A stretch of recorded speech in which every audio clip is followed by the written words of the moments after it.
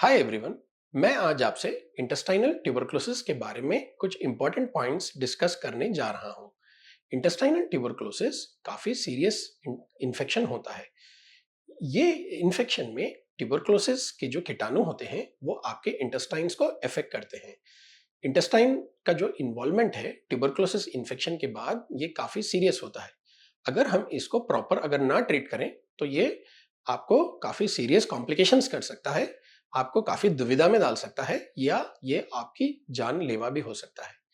Intestinal tuberculosis का infection कुछ दो प्रकार से देखने को मिलता है। एक उन पेशेंट्स के अंदर जिनको ऑलरेडी पल्मोनरी ट्यूबरकुलोसिस का इन्फेक्शन हो, या उन पेशेंट्स के अंदर जिसको पल्मोनरी ट्यूबरकुलोसिस ना हो, जिनको डायरेक्टली इंटेस्टाइन का इन्वॉल्वमेंट होता है ट्यूबरकुलोसिस के कीटाणु से। इन्फेक्शन के अंदर पेशेंट्स को कुछ इस प्रकार के सिम्टम्स या इस प्रकार की प्रॉब्लम्स दिखाई देते हैं, जिसमें मोस्ट कॉमनली पेशेंट्स को वेट लॉस होता है, फीवर आता है, भूख नहीं लगती है और लूज मोशंस होते हैं। लूज मोशंस एक दिन में 4 से 5 टाइम लूज मोशंस हो सकते हैं या उससे ज्यादा भी हो सकते हैं।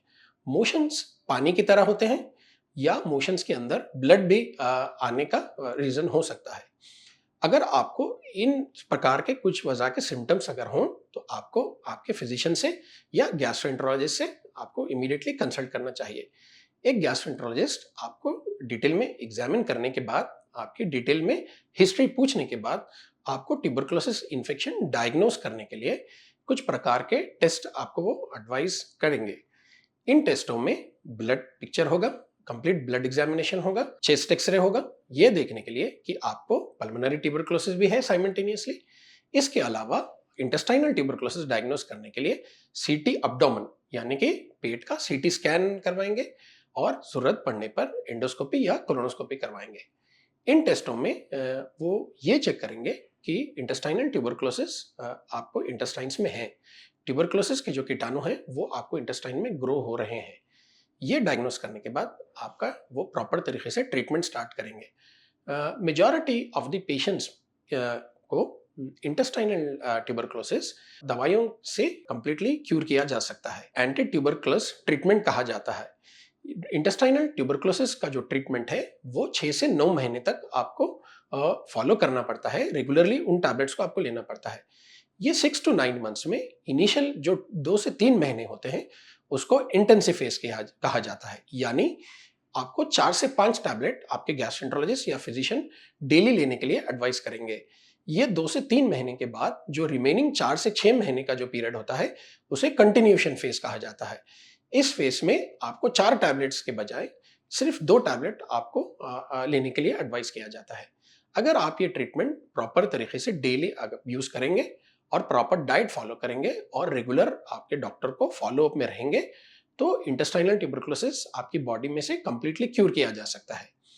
अगर आप इस ट्रीटमेंट को नेग्लेक्ट करेंगे तो ये इन्फेक्शन आपको काफी सीरियस प्रॉब्लम्स में डाल सकता है या आपका जानलेवा भी कारण बन सकता है। इंटेस्टाइनल ट्यूबरकुलोसिस में कुछ पेशेंट्स को सर्जरी की भी जरूरत पड़ सकती है। वो जो पेशेंट्स होते हैं जिसको सर्जरी की जरूरत लगती है उनको इंटेस्टाइनल ट्यूबरकुलोसिस की वजह से इंटेस्टाइन का रास्ता बंद हो जाता है। यानी इंटेस्टाइन को खाना या फूड जो आप लेते हैं उसको आगे मूवमेंट करने के लिए रास्ता नहीं होता। उसकी वजह से पेट में सीवियर पेन होता है और वॉमिटिंग्स होते हैं।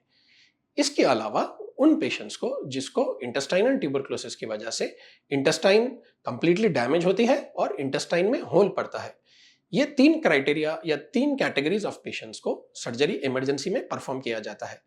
सर्जरी के दौरान जो इन्वॉल्व जो पार्ट है इंटेस्टाइन का ट्यूबरकुलोसिस से, उस पार्ट को रिमूव किया जाता है और रिमेनिंग जो पार्ट ऑफ द इंटेस्टाइन है उसको ज्वाइन किया जाता है। सर्जरी के बाद आपको फिर 6 to 9 months anti tuberculosis treatment advice किया जाता है।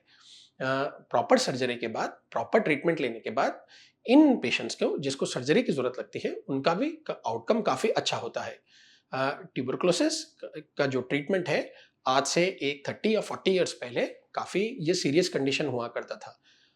आज के जो एडवांस्ड साइंटिफिक वर्ल्ड के अंदर और एडवांस जो टैबलेट्स जो ट्यूबरकुलोसिस की जो अभी अवेलेबल है उससे हम ट्यूबरकुलोसिस को काफ़ी अच्छे से और कंप्लीटली हम उसको क्यूर कर सकते हैं। लेकिन आपको वो टैबलेट्स रेगुलर लेनी होती है और आपके फिजिशियंस को आपको रेगुलर आपको फॉलोअप में रहना पड़ता है। Thank you.